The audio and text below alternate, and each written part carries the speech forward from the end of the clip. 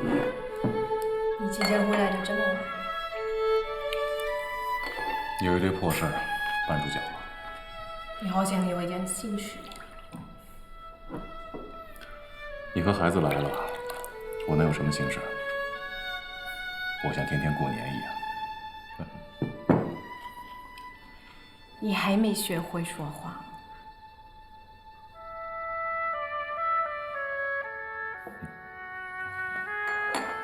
告诉我你怎么了？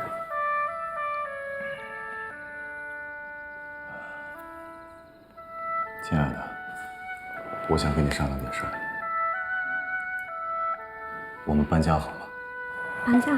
对，我在锦绣的郊外租了一套房子，你和孩子暂时先搬到那儿去。你住哪里？我还住在这儿，不过我会经常过去看你们。为什么？我这个房子不能住吗？不是，你是想跟我住吗？不，太太，长官呢？他是跟你开玩笑呢，他怎么能赶你走呢？是不是长官？长官说话你插什么嘴？出去。是。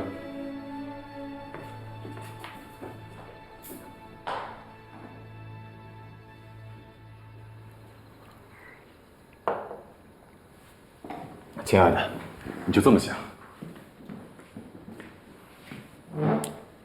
你就当嫁鸡随鸡，嫁狗随狗，好吗？拜托，别用命令的语气和我讲话。你可以对你的士兵蛮横，可我是你的妻子。这事儿我已经决定了。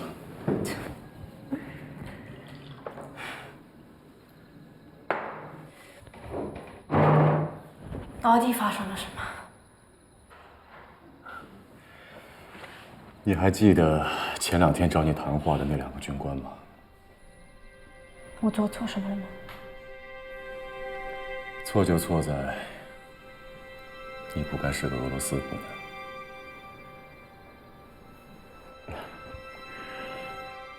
航空总署有一条该死的特别军规，说飞行员不能娶外籍老婆。为什么？也许是出于安全的考虑。我对你们国家构成威胁了吗？他们怎么认？只是他们。好无道理。中国的疑心真的太重了。你说的对，但那也是没有办法的事儿。因为中国从古至今有太多的列强闯进来过，比如说美国、法国、西班牙、德国等等等等，现在是日本，所以中国人对西方列强有一种本能的不信任。这和我有什么关系？本来没关系。对呀，本来没关系。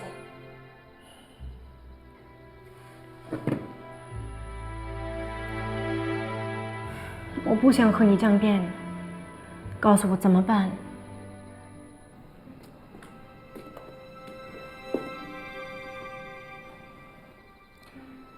我们暂时分开一段时间，只是暂时的。如果外人问起来，就说我们离婚了。离婚你别那么认真，只是跟他们那么讲。是欺骗别人。但如果不那样的话，他们有可能会把我除名，那我就开不了飞机了。飞机真的比我还重要吗？飞机是飞机，你是你，你和飞机我都想要。但是你知道，我离开了飞机，我就什么都不是，我甚至不能养家糊口。好，别说了。我没准备，让我想想好吗？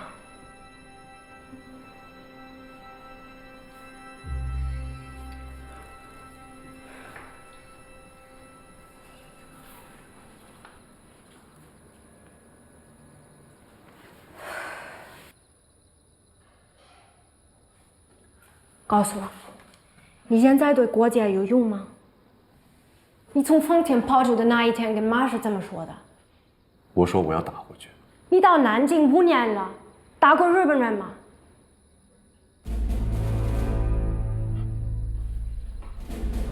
亲爱的，这件事情不是由我来决定的，但我一直在等。别再欺骗自己，如果为了保卫你的国家，我情愿离开你。可事实上，你在打内战，这有意义吗？就为了这个，你忍心让我和孩子离开你吗？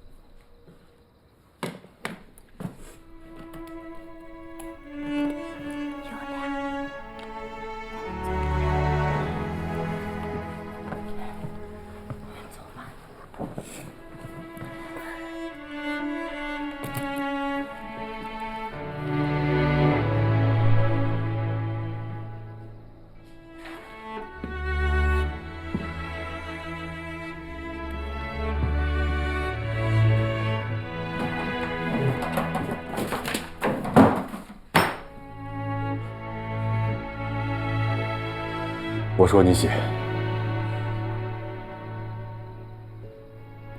写什么？辞职信，我不干了。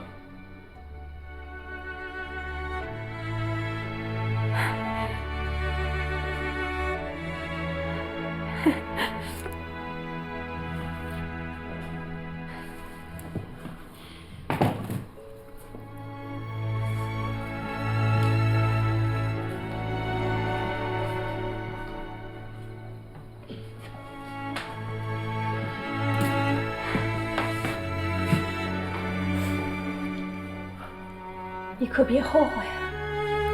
我不会后悔的。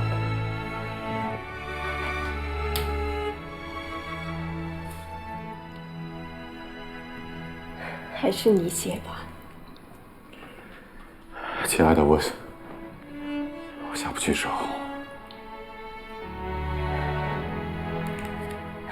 我孩子写不好。没关系，先打份草稿，回头我来抄。你真的想好了吗？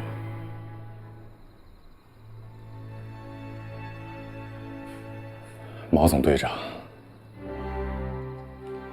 运转航空总署，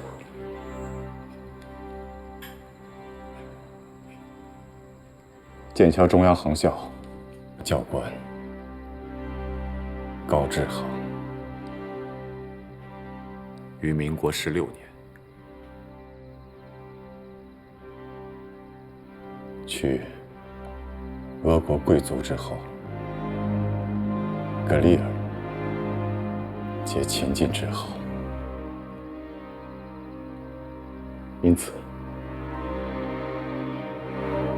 触犯了航空总署特别军规第7条。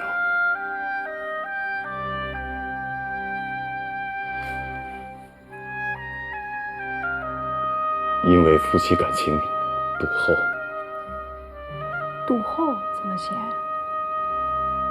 你先空着。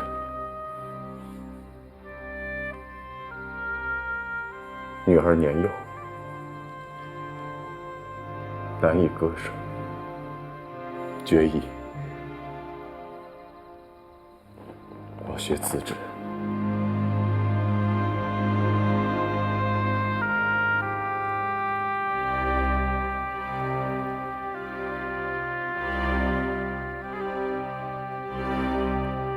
运气也好。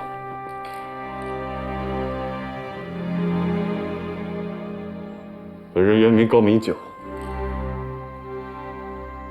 于民国10年，不顾家人反对，改名为高志航。以为志在横空，报效国家，拳拳之心苍天可见。志航深知辜负了党国的器重和栽培。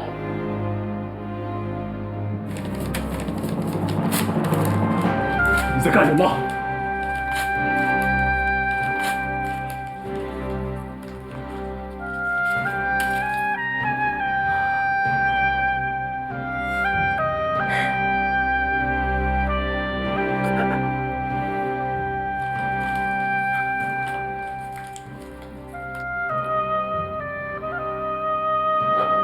我想好了，还是我和女儿走。我们搬出去吧。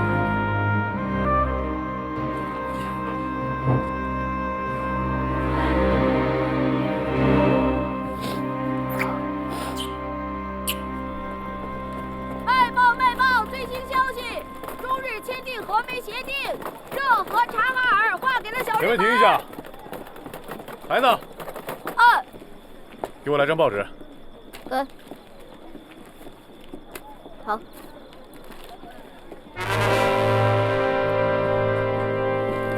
不用找了，把这些都给我。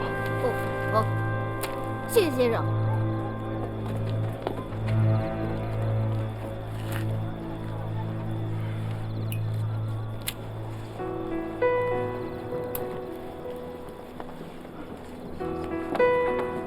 干什么？什么和美协定？和是何应钦，美是梅津美治郎。南京居然和日本人做买卖，说什么？说河北平津地区的国民党全部取消，还说东北军、中央军还有宪兵第3大队全部撤出河北。还有更过分，何应钦竟然提倡停止一切的反日行为，他妈混蛋！日本人能过黄河吗？也许吧。要是过长江呢？最好打到南京来。为什么要这么说？有一种女人，非要等到孩子死了才肯下来。你是说你们的委员长？上车吧。上车。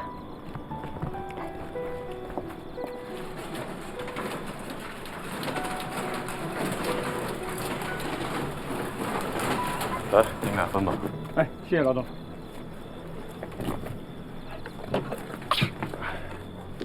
那我们的东西呢？东西在这儿呢，宝贝儿。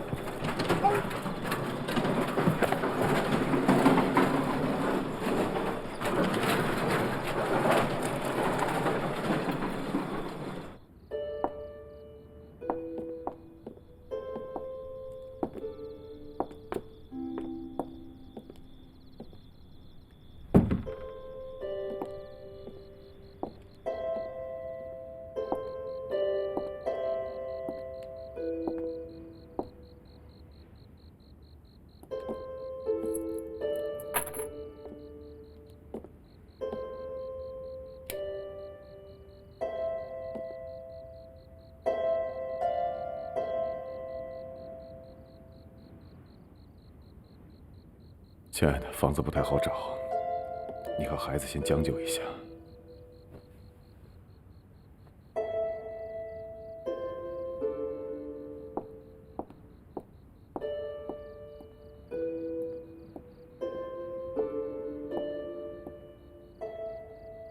是这样，这周围住的人很杂，尽量不要和陌生人提起我。还有，你和孩子长得太惹眼了，平时不要上街，如果缺什么，我会让丽儿给你送来。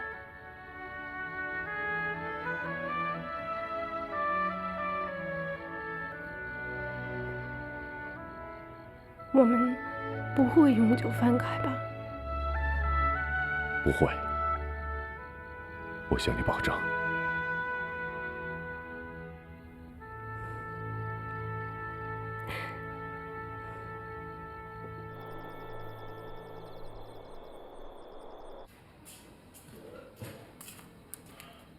长官，嫂子和孩子呢？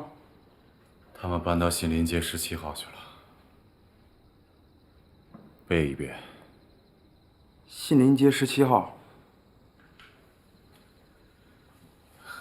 明天买些吃的喝的给他们送过去，地址千万别告诉别人。如果有人问，我就说不知道。说我们俩离婚了。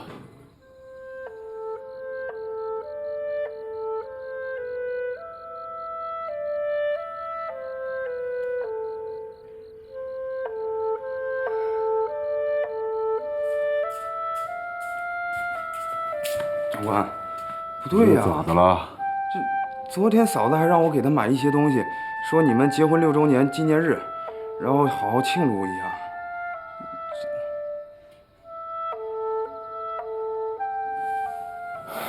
这样，你把那些吃的喝的都给我搬到楼下去，自己一人庆祝吧。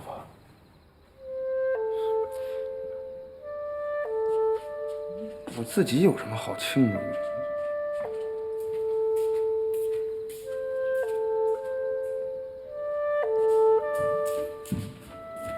长官，我觉得你还是应该拿着东西，带着东西去那个看看嫂子，我给你看家。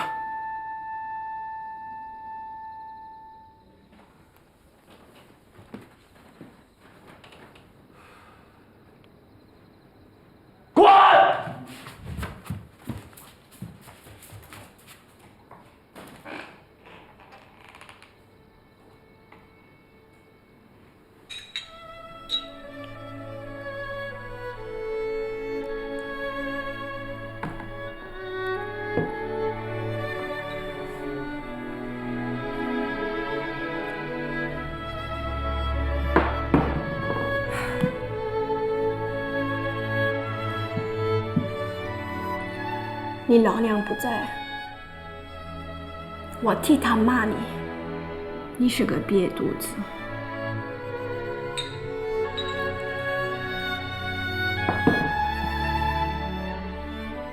我们本来说好，每年这一天庆贺一下，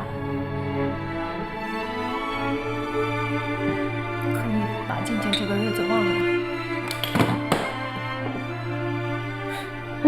你就是干我们俩，也得挑一个日子呀。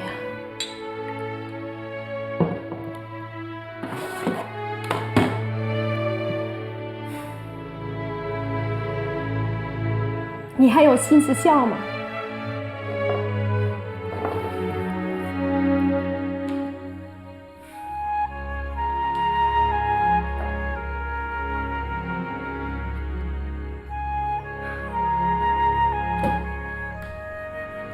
我在中国没有妻女，现在丰田的家没了，南京的家也没了。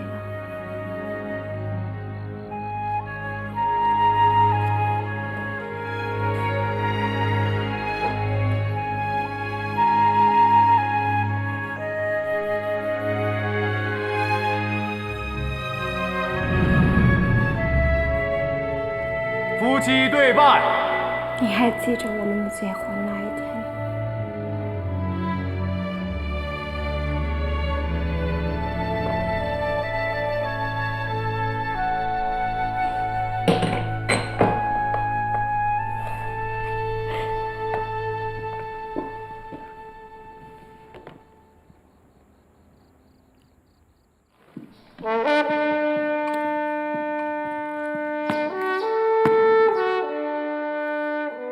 中校教官高志航接受考核。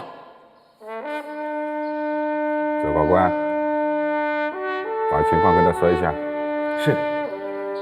这次的航演可不同北平，这次参加表演的外国飞行员，他们都是国际名人，他们至少有10几种的特技飞行，包括高坡度的盘旋、半滚倒转、空中翻筋斗。有些惊险动作，我们也是闻所未闻呐。你听着，中属乃至国父，谁也没人指望你给中国空军争面子，但是也不想因为你而过于难看。你明白什么意思吗？明白。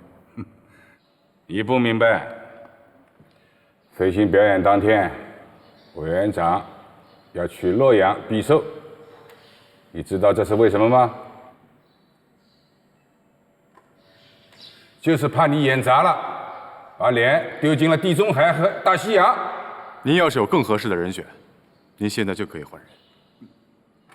完了，报告委员长已经批了。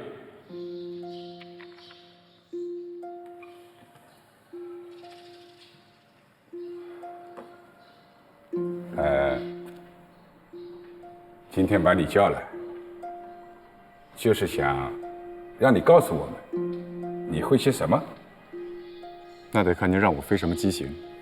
好，机库里还有一架美国的霍克3，也算是世界上先进的。我会让那些外国飞行员记住，中国有个高志航。你说什么？我说我会让那些外国佬记住，中国有个高志航。中校，你太轻狂了吧？凭什么呀？人家飞行3000多个小时，你呢？你的飞行记录还不到2000个小时吧？报告长官，我的飞行时间不是这么计算的。我从去法国，从我改名字那天开始，我每天都在琢磨飞行。每天？是的，每天，吃喝拉撒都算上，我的飞行时间早就过万了。这一点我可以肯定，高志航至少不会比外国飞行员逊色。可他不是这样说的，他是说让外国飞行员知道中国有个高志航。我想知道，你凭什么？如果运气好的话，我可以来一个贴地倒飞。什么？倒飞我倒是看着了，可这贴地得怎么解释啊？从飞行员的角度上讲，50到500公尺都算贴地。 500公尺以下，把飞机翻过来不算，还贴地倒飞，你们谁敢相信？从理论上讲，应该可行。但是在这个高度上倒飞，飞机几乎无法掌控的，这是个很危险的动作。确实危险，不过不是不能掌控。你飞过吗？飞过。谁能证明？我的前妻格里尔。有一次我在她面前显摆，无意中飞出了这个动作。一次无意中的动作，你也想让我相信你？长官有所不知，特技动作一部分就是在无意中做出来的，还有一部分是在空战中遇到危险，下意识做出来的。等眼先生，是，还是你说说吧。钟队长，我希望您给高志航一次机会吧。刚才你说到运气，我不相信运气。您要是不信，我现在可以飞给您看。你知道一架飞机多少钱吗？总队长，这一次关系到中国空军的荣誉，我请求您给我这个机会。那好，那你明天第一个军令状给我，我现在就可以写。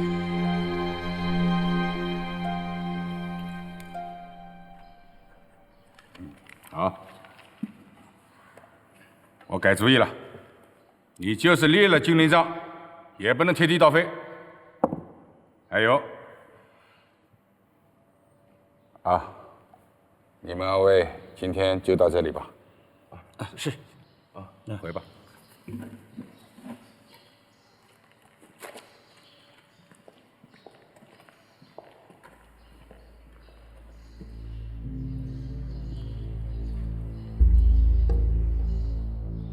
我想知道，格里尔现在在哪里？我们离婚了，他已经搬出了公寓。离婚是有批复的，我只认批复。那个格里尔是俄罗斯贵胄之后，本属绝难容忍。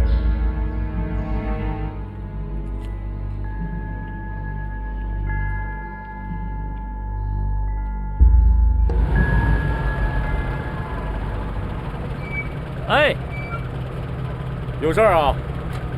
这是1周的气象表，总署让我交给你的。用不着了，日子定了，我做最后打算。哎，等一等，等一等，我有话问你。我听总主任说，你要贴地倒飞。他们咋说的？还能咋说啊？他们说你是疯子，说你不要命了，从50到500就是死亡高度，何况贴地倒飞啊？放心吧，这个方案已经让总队长给否了。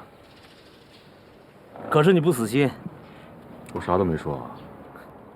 没有谁比我更了解你的，你的胆子晒干了比倭瓜还大。这是一个千载难逢的机会，我不能放弃。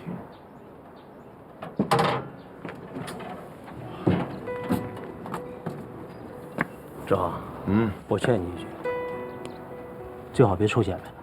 中央军外战不行，和自己人掐，下手狠着呢。我爱臭显摆不假，但这次不一样，我代表的是中国空军，没得商量。我告诉你啊，就算你臭显摆成功了，最后倒霉的也是你。这个我信。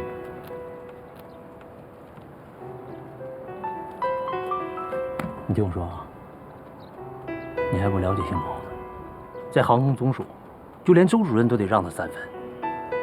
他不就是委员长的表亲吗？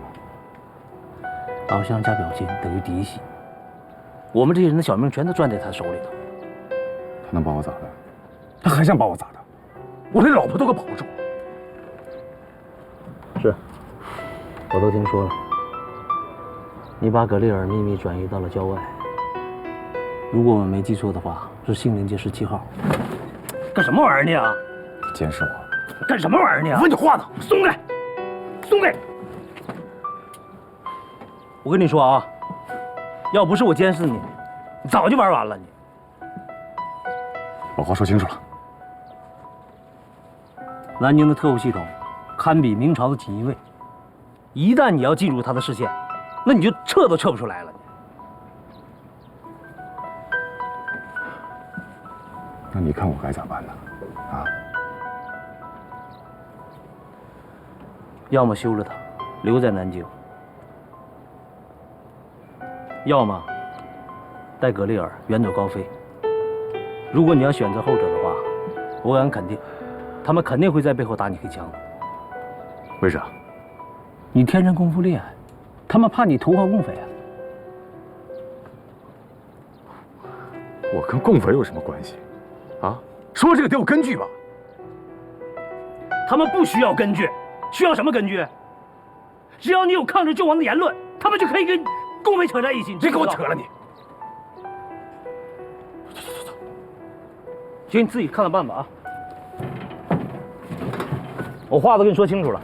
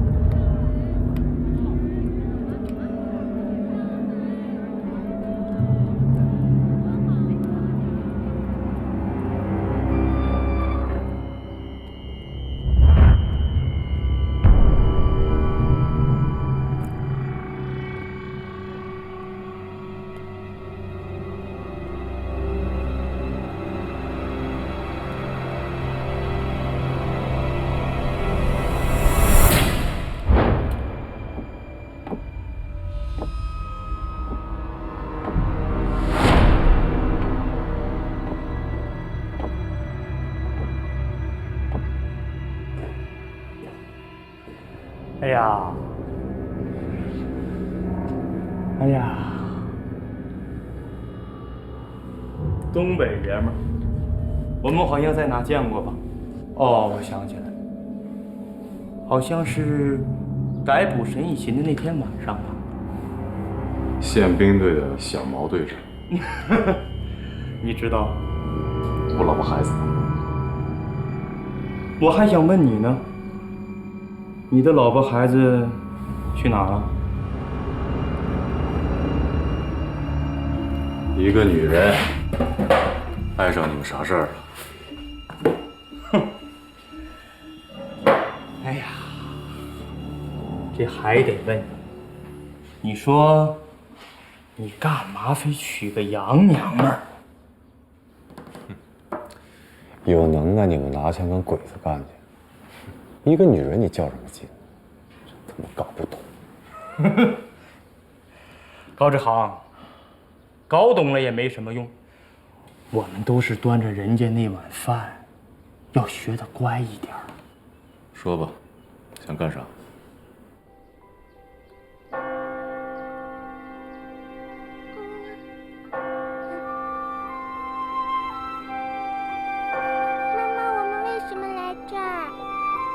我们忏悔来的。为什么？因为妈妈有心事。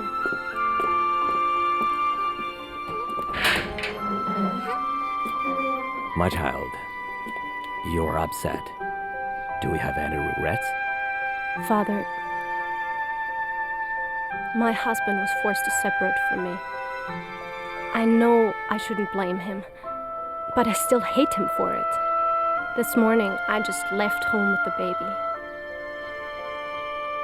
Now, I don't know where to go. I just want to hurt him. I know I shouldn't. Are you sure your husband still loves you? I have no doubt. My child, you must remember, the devil is looking in the shadows and in everyone's hearts. And for you, your devil is hatred. Hatred is toxic. And if it overflows, it will eventually eat all your love. What should I do? You must ask the Lord for forgiveness with a sincere heart. If your heart has love, then God will shine down upon you. And then whatever you do, you'll have happiness. What if I leave him? I say whatever you do because we've all sinned. But what's important for you is that you learn how to forgive. I know. Thank you, Father. 实话跟你说了吧，上峰有令，要把你的老婆从南京的地面上驱逐出去。当着我的面，啊？你看，我也知道这事儿吧，是有点缺德，我们也不想这么干。他是从东北逃难出来的，让他回东北。对不起，这个就不是我操心的了。你别逼我。哼，高志航，你不敢。算上你这把枪，我这一共有4把枪。你也不敢。委员长50寿诞，我要做飞行表演，知道我代表的是谁吗？中国空军。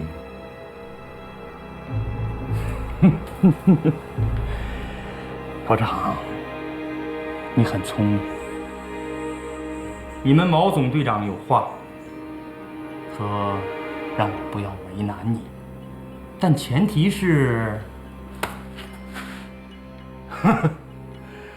前提是你不要放魂。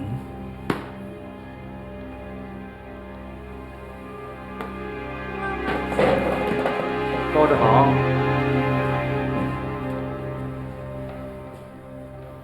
我说了，你不要放魂，给我看好他。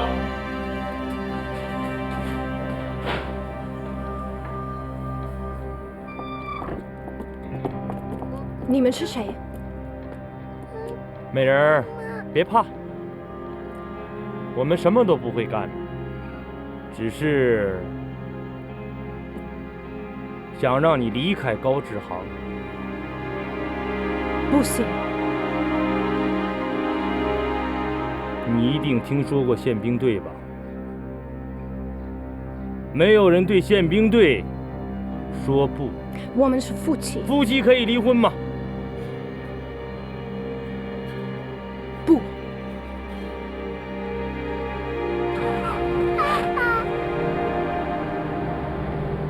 高志航知道吗？这个事情没有高志航知道的必要。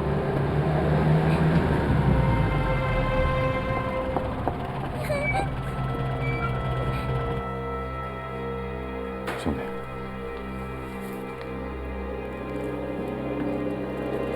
不行方面。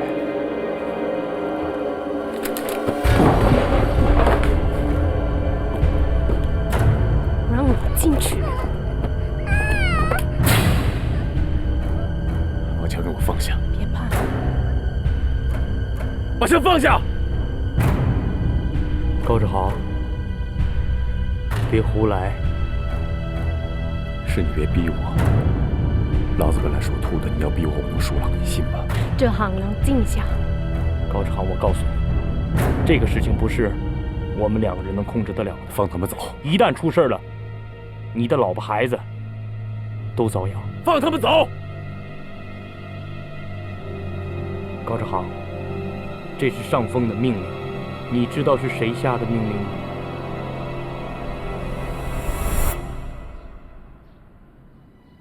爱谁谁，当我面挟持我老婆孩子，天王老子我都不管。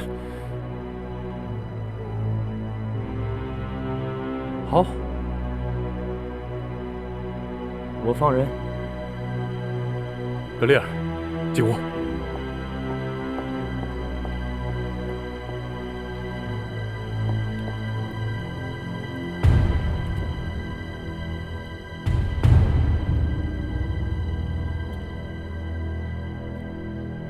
高志航，人我是一定要带走的。我可以给你10分钟的时间。不够，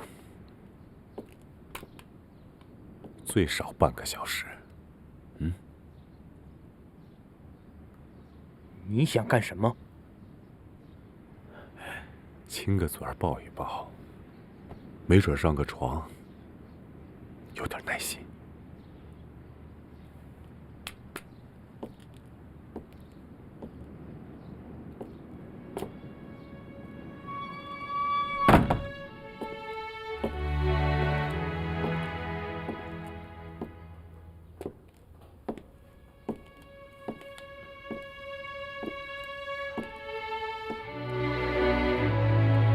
对不起，是我太窝囊了。受委屈了，别这么说。坐下，我有话说。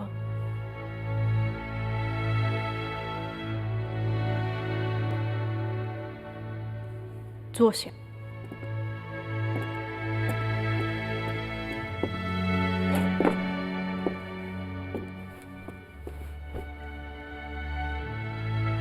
我想好了。咱们离婚吧。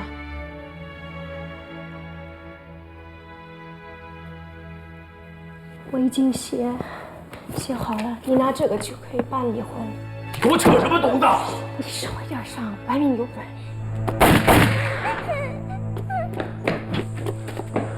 滚出去！出去！好，我出去啊！我出去。我这就出去啊！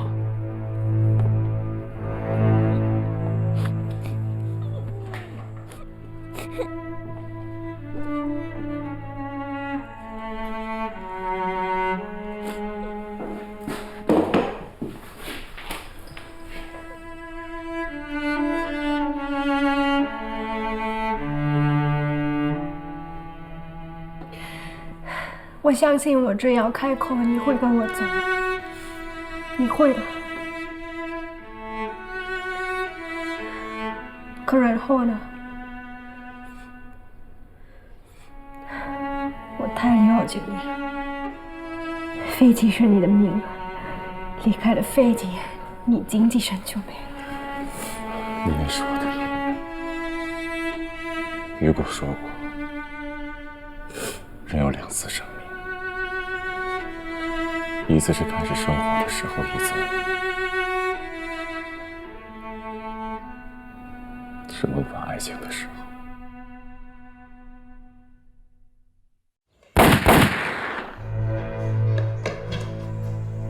滚出去！出去！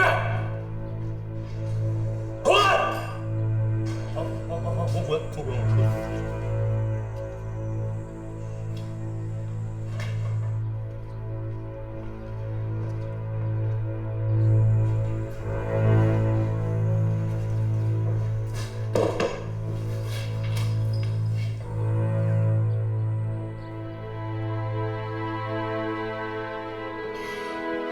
我相信我只要开口，你会跟我走，你会的。可然后呢？我太了解你了。飞机是你的命，离开了飞机，你经济上就没了。你也是我的命。雨果说过，人有2次生命。一次是开始生活的时候，一次是萌发爱情的时候。我知道你心里很矛盾，你马上要参加飞行表演。谁告诉你的？李贵东。这个王八蛋。他为你好，他说了，如果不离婚的话，把你除名不算了，他们也不会放过你。我不是怕这些，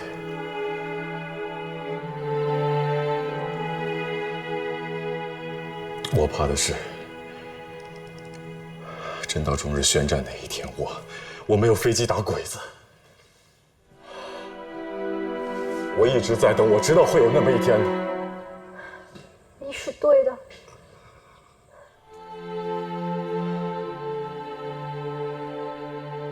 我不怪你。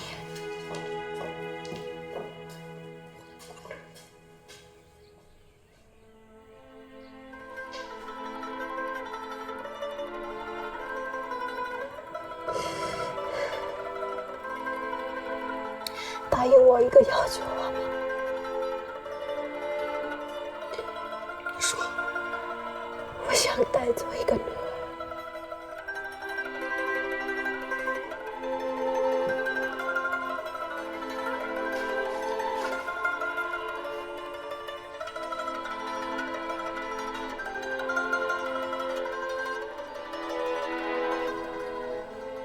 热量太小了。你回老家把丽亮带走吧。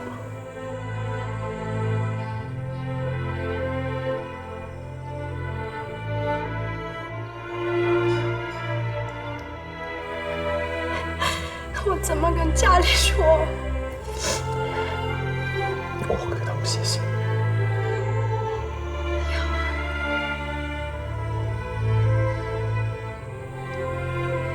送我走。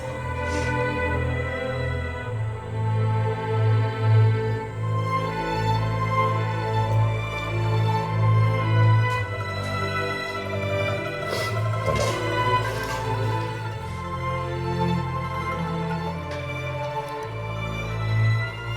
你也答应我一个要求。什么？我想再好好看看你穿高跟鞋的样子。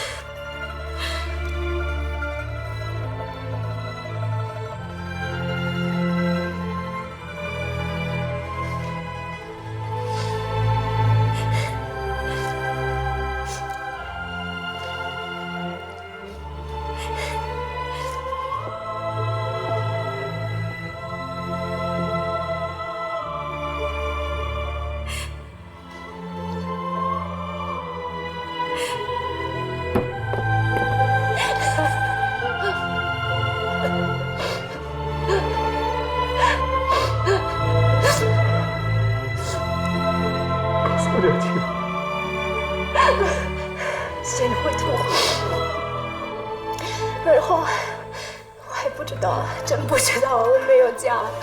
这样不知道你就待在这儿跟你说好。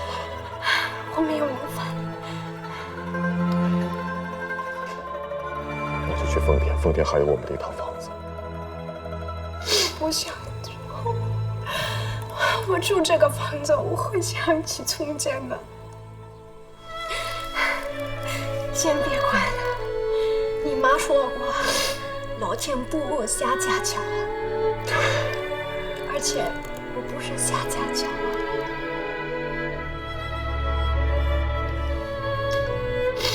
格里尔，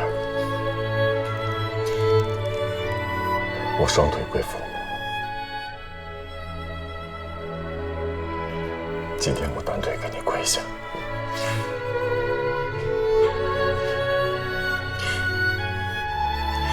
我这条腿是你给的，没有你，没有我的今天。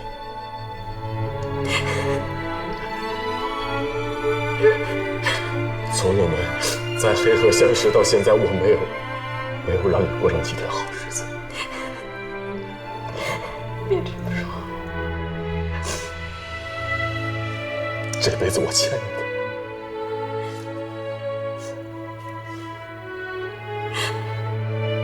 下辈子我一定还。你在骗我，我还有下辈子吗？妈说过，说人死了会投生。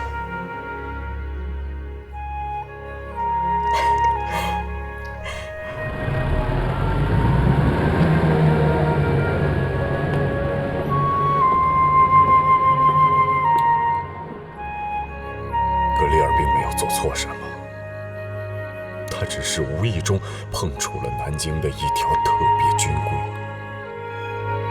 他是在今晚被宪兵队押送走的。我们连顿散伙饭都没吃，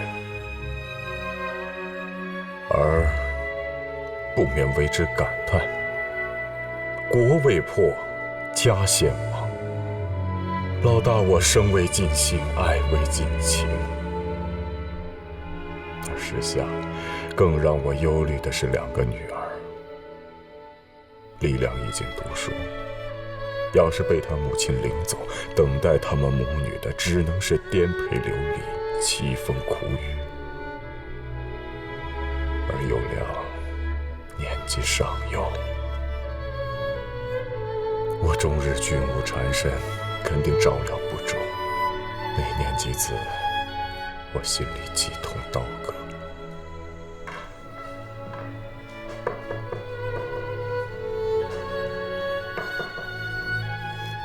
进来。长官，我上街上给你买了点熟食，还有白酒。啊。丽儿，以后你不用照顾我了。那哪行啊？我就是管你的。你没明白我的意思。以后你照顾有亮。是。可是他有点不太喜欢我。那是因为你不会照看孩子，不会哄他。有良喜欢小动物，得空的时候去镇上买2只狗，啊，要大狗，小狗我不喜欢。是。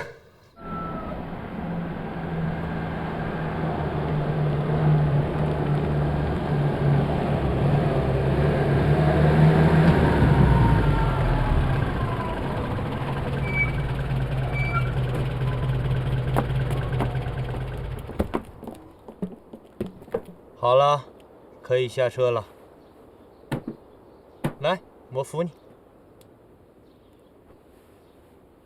哎呀，美人啊，真是舍不得让你走啊。放尊重一些。往前走个10几公里，就到了南京的地面上。买张火车票，去你想去的地方。啊？嗯？哼！你们看这娘们走路的姿势，真是够骚的。看她走那2步，就是个骚娘们。哼，你懂个屁！娘们儿不骚，这个世界上还有意思吗？啊？哼！高志航啊，高志航，这么骚的娘们儿，就让你这么放跑了？走。请父母大人宽恕，不孝儿高志航叩首。完了。还有啊，年月日。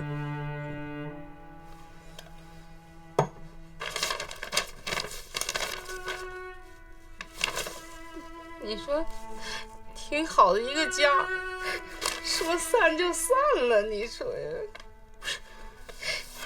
这个王八犊子，你说呀？你说呀？这俩女儿说不要就不要了，你们老高就兴这个是不是？丧尽天良。你也就是那个听三不听四的主，信上不说了吗？是不是？不是老大不要他，是他们上级有规定，飞行员不准娶外国女人。外国女人咋的了？外国女人不是人呐？说的是呢。你说你老大这章程到哪儿去了？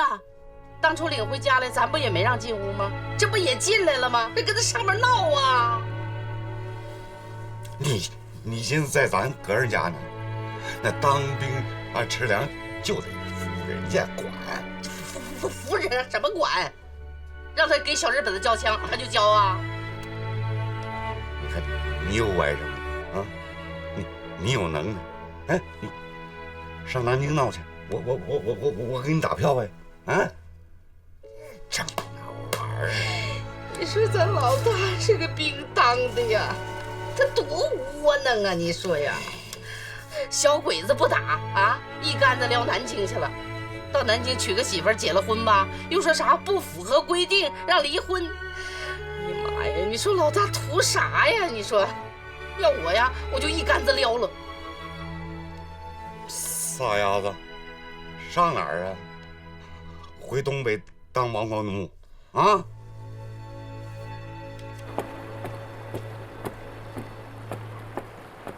这不，这信上说了，说咱们蒋大委员长要过50大寿，还让咱大儿子他们参加那个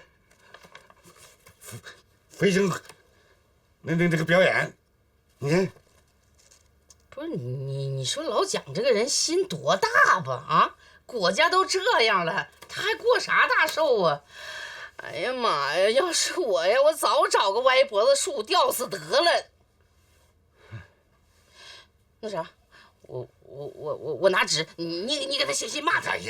我拿纸，你别拽我。你给我拉倒吧，事儿都到这份堆上了，你骂他当勇啊？你不让老大更上火吗？你这人，他上火，我不上火呀，我呀。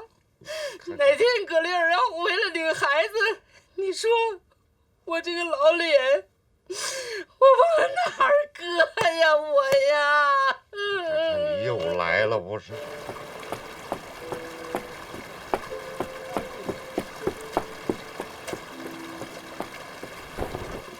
奶，我回来了。孩子回来了。啊！奶啊，听我叔说爸来信了。对啊，那啥，你放学了，那吃饭吧，饭在锅里去，自己拿去啊。对，热乎着呢啊。我跟你说，他们两口子离婚的事儿，可别跟孩子瞎嘚咕。我傻透腔了，我呀，真是。爷，我爸都说啥了？你爸他没说啥呀，他就是说你消息好不好，问问。说了，咋没说呢？你爸说了，说那个老蒋要过寿，完了那个什么开飞机让你爸上天上给他表演去。啊，对对。老蒋是谁？老蒋啊，就是。小孩儿别打听这些事儿啊。是吧？这。信呢，我也看。啊？看啥？看信呐？信那个，那是你爷。对，你说你爷，哎呀妈呀，你爷呀，上厕所拉屎啊，擦屁股去了，他给。高志航和葛丽尔离婚的消息，高家不光瞒着孩子，也瞒着村里人。在很长一段日子里，3棵榆树都在谈论着那个白俄女人。孩子不高兴了不是？她给村里留下了很多的话题，比如杂种、贵族、高跟鞋、咖啡、面包、上帝，还有抱着啃。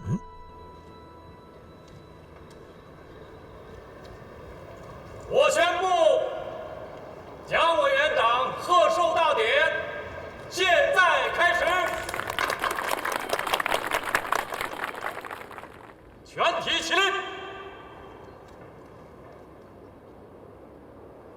奏中华民国国歌。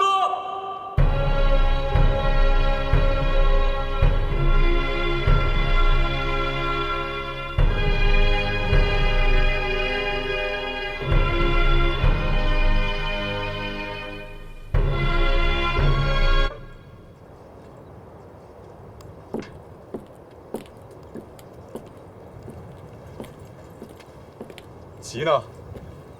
我不是跟你说鸡头上贴面旗吗？旗我准备了，总队长不让贴。贴上。高教官。贴上，出了事我负责。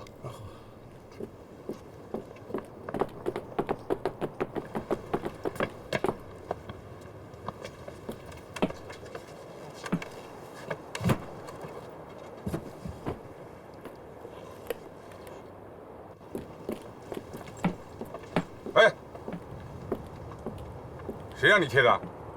我让他贴的。不准贴。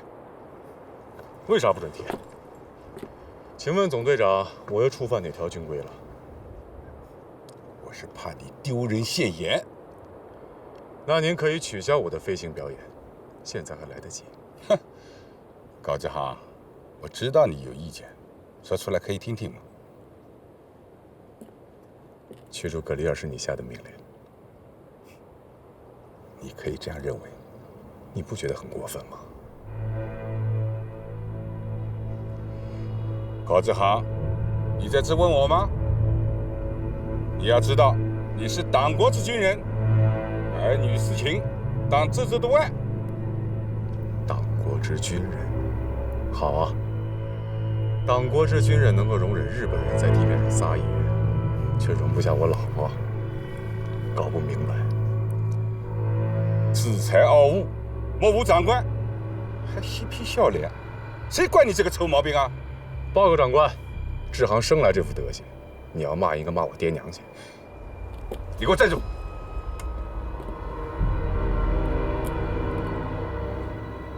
高志航，我再次提醒你，不要头脑一热就玩个贴地盗飞，这样要出乱子的。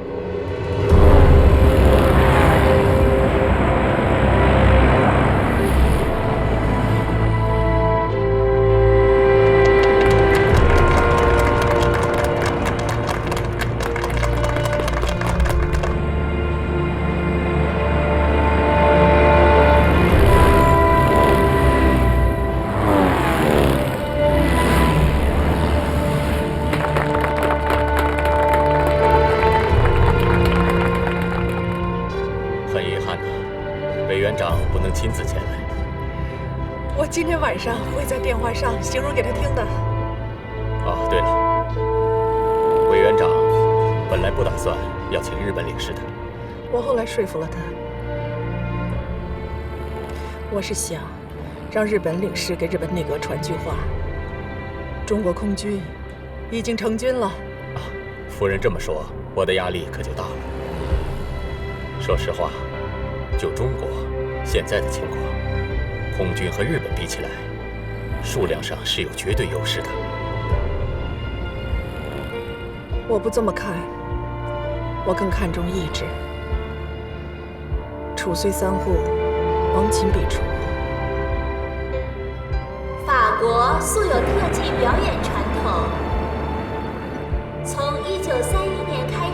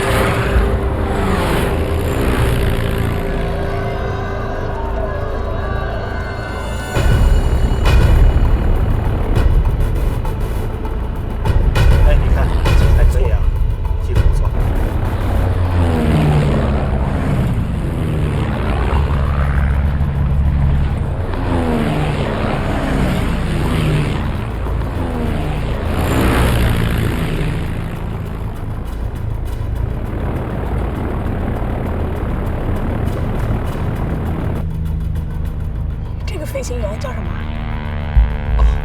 叫高志航。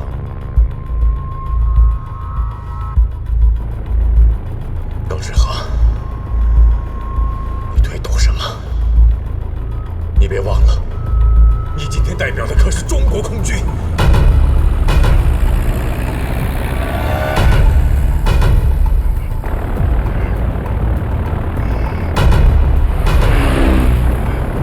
格里尔，你在哪儿？今天你男人要显摆显摆。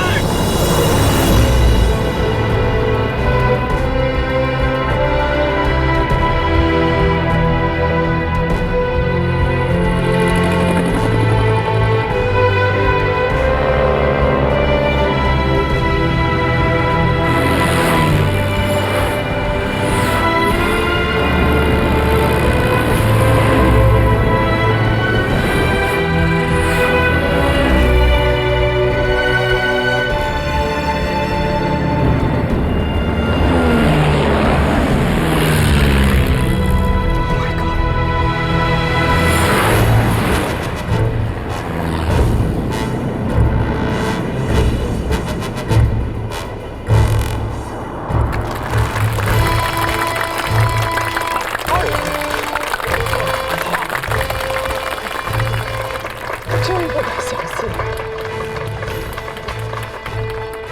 夫人，我治下的空军比你想象的要好。啊，当然了，这都是夫人的功劳。夫人说过，空军至高无上嘛。我说过吗？是，您说过。在第4次视察笕桥的时候，您还说要把中国的空军办成现在的黄埔。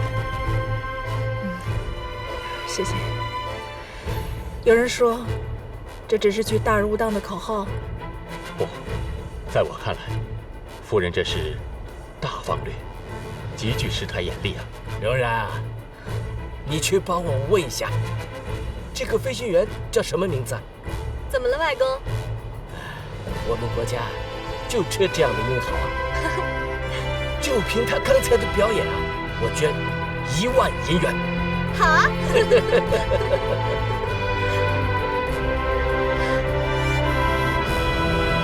天上午10点，我要接见这位高志航，给他座位。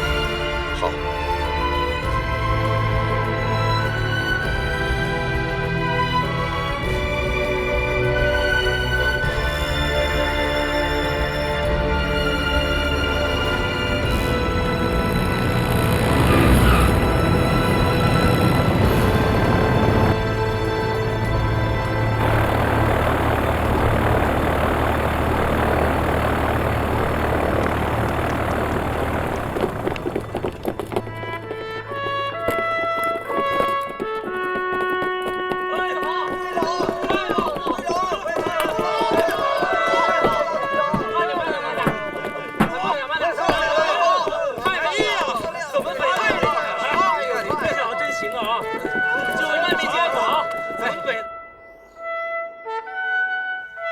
你急着要见我，就是想惩治一下高志航？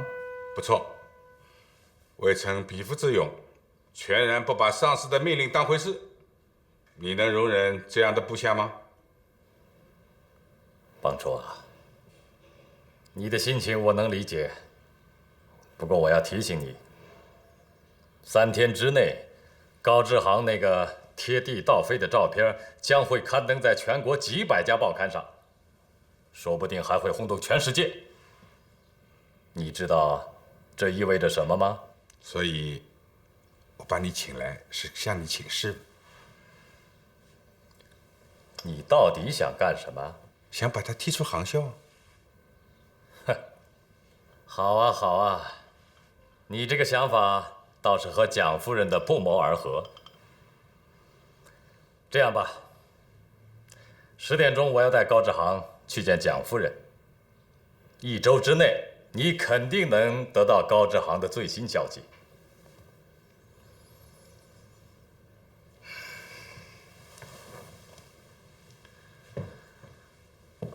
我说帮主啊，容人者，方能为众人所容啊。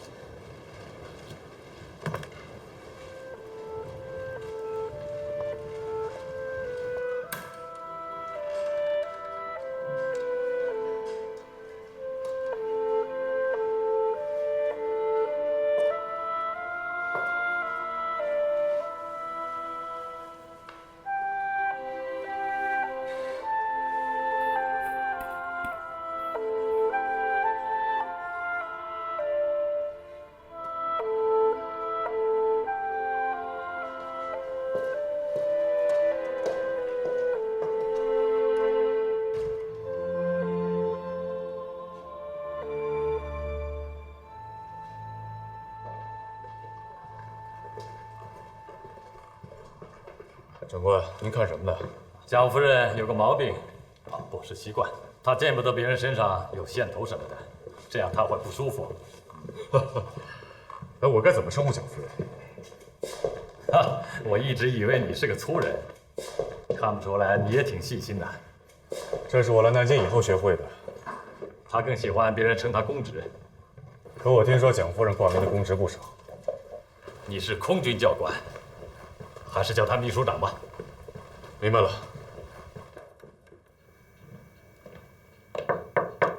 进来。秘书长，我把高志航带来了。秘书长，你好。你好。到底东北人啊，看上去一股凛寒之气。秘书长这是在夸我？当然是在夸你。来坐。昨晚我和委员长通话了，他对你高志航的特技表演深感意外，说我们的空军这几年有长足进步，要是多出了几个高志航，他就可以和日本人叫板了。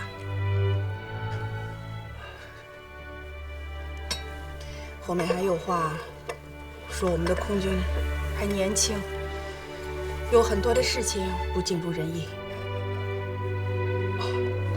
这一点，我这个主任理当第一个反省。我这个秘书长也要好好反省。今后我会把更多的精力放在空军上，让你们看看，这些都是书籍资料，都是和空军有关的。光这一本杜黑的《制空权》，我就已经啃了2遍了。知道杜黑吗？杜黑在欧洲被称为战略空军之父。这本书我在法国时就看过。惭愧，人我知道，书没有读。身为泱泱大国的空军1号人物，你不研究杜黑，近乎失职啊！是，请夫人转告委员长，卑职一定精进努力。高志航啊，在当前的时局下，我很想听听你对中国空军的看法。我只是一个普通的教官，空军乃国之大器，还是请周主任说吧。你年轻又是军人，不要顾忌太多嘛。国军将领有很多疏于军务，却精于事故，我不喜欢的。夫人都发话了，你就放胆说吧，啊？是。自从日本人进关以来，我平日里想的最多的，就是中日一旦开战，我们会不会很快丧失制空权？我们内部有人说，中日一旦开战，我们的空军一触即溃。夫人，这话可不是我说的。如果我记得没错，好像是毛邦初在会上的发言。可你也没有反对啊。秘书长，这你也知道，就我们空军这点家底，也只能对付共军。制空权真有那么重要吗？和共军相比，我们拥有绝对的制空权。我们还搞了5次大围剿，可时至今日还没有消灭共军，这对杜黑不是个讽刺吗？秘书长，请恕我直言，这只能说明我们的空军还不够强大。但是，我觉得陆军有推卸不了的责任。不客气地说，因为陆军的无能，空军的优势几乎被他们消磨殆尽。这个我赞成，我反对空军制胜论。就今天的中国而言，我觉得陆军仍然是老大。我这个航委会主任，甘愿做跑龙套的角色。有你这句话，我这个秘书长可以安然无虑了。中日难免一战，一旦有亡党亡国那一天，我可以用你周芷柔这句话为自己去开脱罪责啊！我不是这个意思。算了算了，不用解释了，我们换个话题吧。我请示过了委员长，想在近期派一个空军出访团，利用考察的名义采购一批飞机，这事非同小可。周主任认为谁当这个领队最合适啊？采购的事一直是毛邦初负责的。这个嘛，毛邦初，他是委员长的内亲。且不说空军方面对他有一些传言，为了避嫌，我也不觉得他是最合适的。这件事还是由您来定夺吧。您来航公署已经5年了，人头也熟。高志航，你来当这个领队怎么样？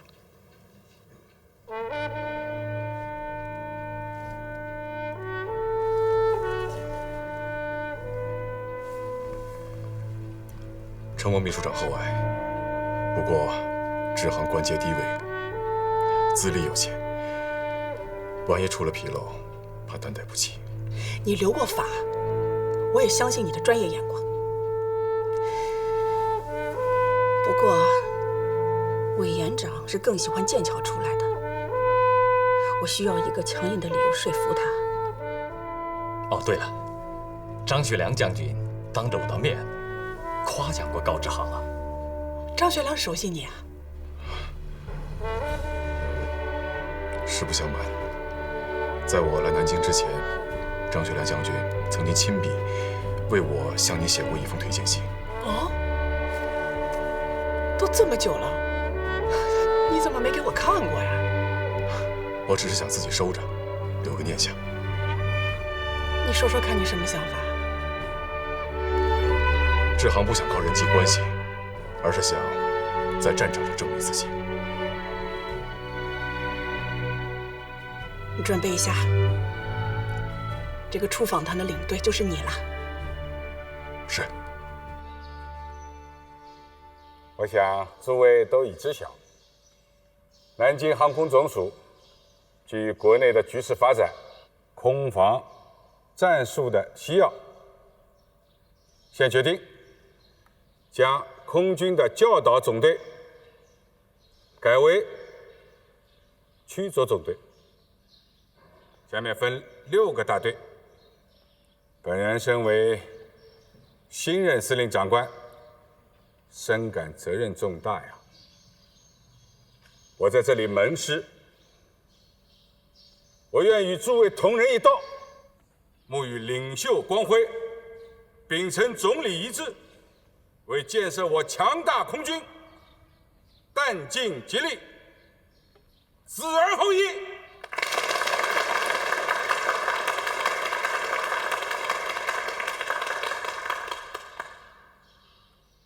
下面，我宣布一个最新的任命：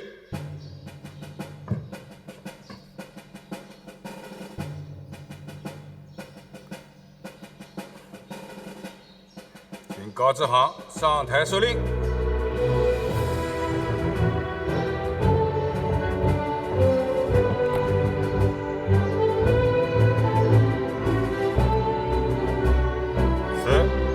调升中央航空学校飞行科中校教官高志航为驱逐总队4大队上校大队长，司令航空委员会委员长蒋中正。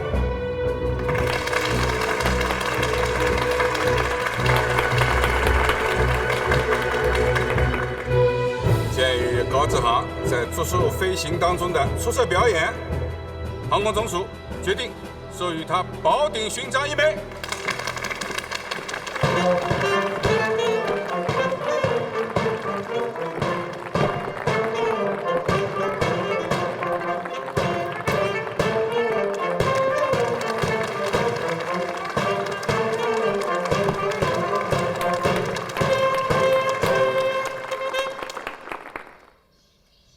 最后，我不得不说一些煞风景的话。尽管现在国内外报纸上一片溢美之词，不过我还是保守作见。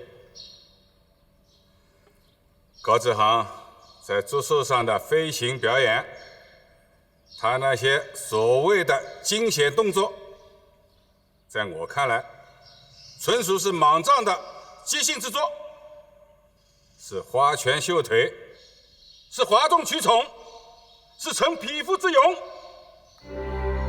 是东北人说臭显摆。哼，这是什么行为啊？啊，这是目无丧事的抗命行为。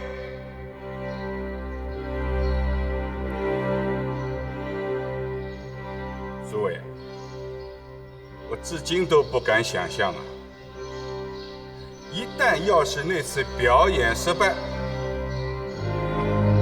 在观礼台上的那些军政大员们，情何以堪？本司令长官在晋升表奖之外，要给高志航一个特别警告。希望他在喜悦中吸取教训，不可以再越雷池。高志航，哟，你自己表一下态吧。谨记总司令教诲。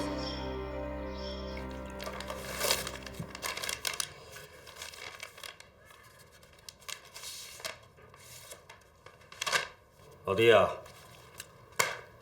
这是你的，徐哥，拿着。哥哥，这钱可我不能拿呀！哎呀，啊，拿着。不能！小弟向您学了这么多东西，这是该交的学费呀！啊，哥哥，香呢？哎呀，冠廷呀，你别整得这么懂事行不行？啊？得了，哥哥，来，大哥，待会儿再给小弟一个懂事的机会。好，这机会你得给呀。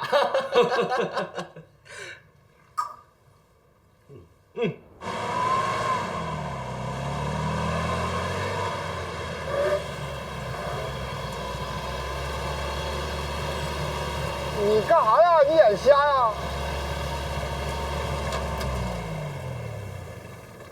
听口音奉天呐！哎呀，那你耳朵不瞎呀？上街啊？啊，那呗。上街你不得走西门啊？哎，你谁呀？你搁哪立规矩呢？啊，你这么横咋称呼啊？啊，我跟你说啊，你新来的你不知道，别看我押车的，新任大队长是我哥，知道吗？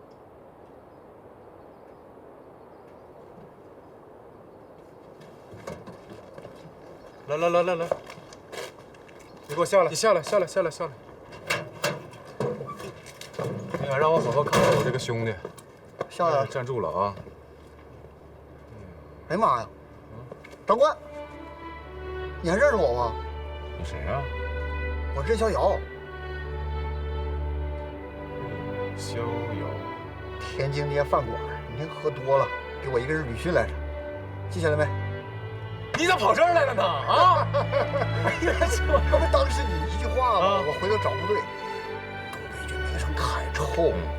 我一想，我一撩杆子，我就到南京了吗？哎，你咋当我头了呢？喝酒了？喝了一点儿。哎，他喝了酒了，你咋能让他押车呢？啊！不知道喝酒不能执行任务啊？我管你一天禁闭。哎，长官，咱俩谁跟谁呀？都东北军出来的，你说是吧？你要这么说，我关你3天啊！门上。